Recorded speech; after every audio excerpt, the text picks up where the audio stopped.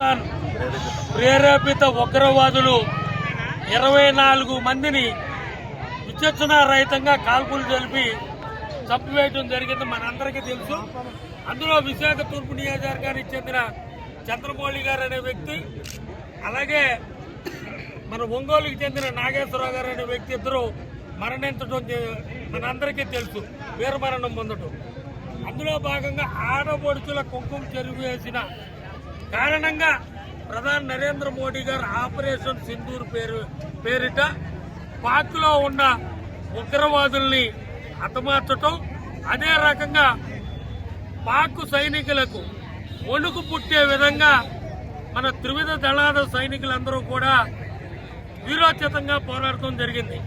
ఆ త్రివిధ దళాల వారి అందరికీ కూడా సంఘీభావంగా ఈరోజు ఈ తిరంగా యాత్ర విశాఖ తూర్పు నియోజకవర్గంలో తెలుగుదేశం పార్టీ, జనసేన, బీజేపీ మరియు స్వచ్ఛందంగా వచ్చినటువంటి అభిమానులు, సోదరిమణులందరికీ నా హృదయపూర్వక ధన్యవాదాలు. అదే రకంగా ఈరోజు మన ఆంధ్రప్రదేశ్ అనంతపురం జిల్లాకు చెందిన 25 సంవత్సరాల మురళీ నాయక్ అనే వీర సైనికుడు మరియు ఈ ఆపరేషన్ సింధూర్లో మరణించిన వీర సైనికులందరికీ కూడా ఈ తిరంగ యాత్రలో జోహార్లు అర్పించడం జరిగింది. ఎట్టి పరిస్థితుల్లో కూడా ఉగ్రవాదాన్ని ఉక్కుపాదం మోపే విధంగా త్రివిధ దళాల వారు యుద్ధం చేసినందుకు, ఈ ఆపరేషన్ సింధూర్ని సక్సెస్ చేసినందుకు వారందరికీ కూడా హృదయపూర్వక ధన్యవాదాలు తెలియజేస్తున్నాను.